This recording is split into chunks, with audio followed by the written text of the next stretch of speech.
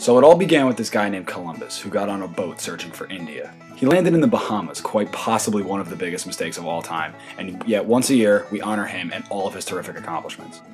Thousands of people were there before he got there, but I swear to God he did discover it. He didn't like these people very much, so he told them to get the hell out. The brave souls that didn't, he just infected with smallpox, and bioterrorism was born.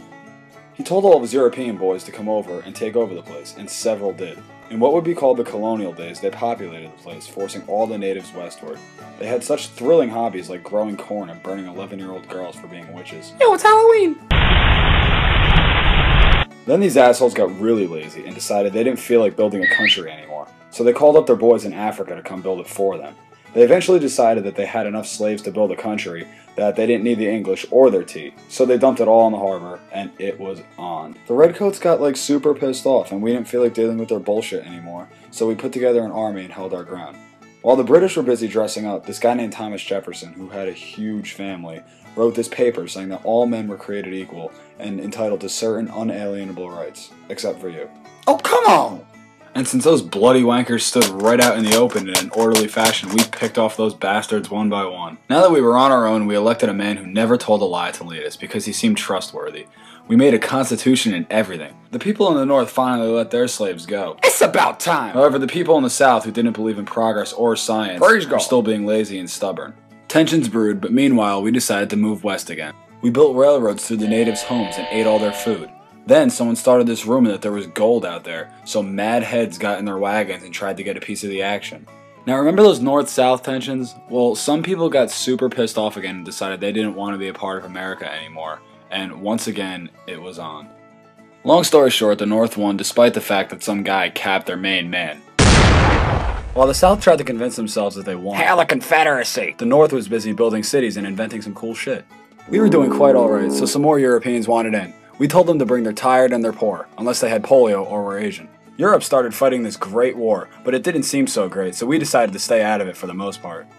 We finally thought women were cool enough to vote. Woo! And then we started partying a lot. They called it the Roaring 20s, but it couldn't have been that much fun because there was no alcohol. This is also when credit developed. Too many people started spending money they didn't have, and boom, they were all poor. For a while, we had to suck it up and live in cardboard boxes and eat canned food for dinner every night for like 10 years. Next, this guy with a funny mustache really thought he could kill 6 million people and no one would notice. Eventually, we took his ass out.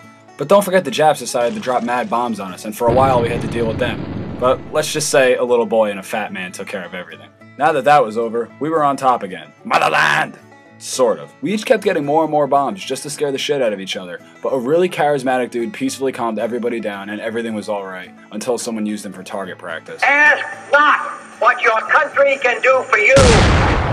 The commies thought they were cool and they sent their guy in space, so we sent our guy to the freaking moon. It's one small step for man.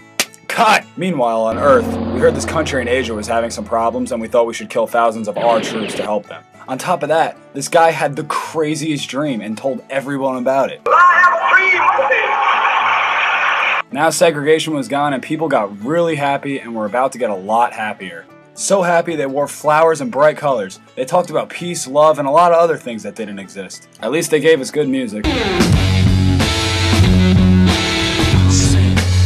Music's so good, 500,000 people came out to hear it. We must be in heaven, man! The next political mastermind we elected was really bad at breaking into places and even worse at lying. Nobody really likes him anymore. After we got over that whole situation, the commies finally surrendered and we were making a lot of progress and invented even more cool shit. We've never had more money, and our president was a really chill guy. Yo, that intern's kinda cute, huh? We made way too big a deal out of that, and some guy with a robe and a really long beard was conspiring against us, and boy did he get us good. Allah! Bastards went and killed 3,000 people because Allah said so. Well, now it was really on. Some guy who couldn't even read sent the troops out to work again. We're going after the guys with the things on their heads. Then because we thought that guy was so retarded, we elected a guy who promised us hope. We are ready to lead once more! Some people got really pissed because they're against all things progressive. I can't believe Osama's in office. Others thought it was freaking awesome. So that's where we are now, and what's there not to be proud of? We have more money than ever. Business is booming. Our education system is awesome. Our healthcare is the best in the world.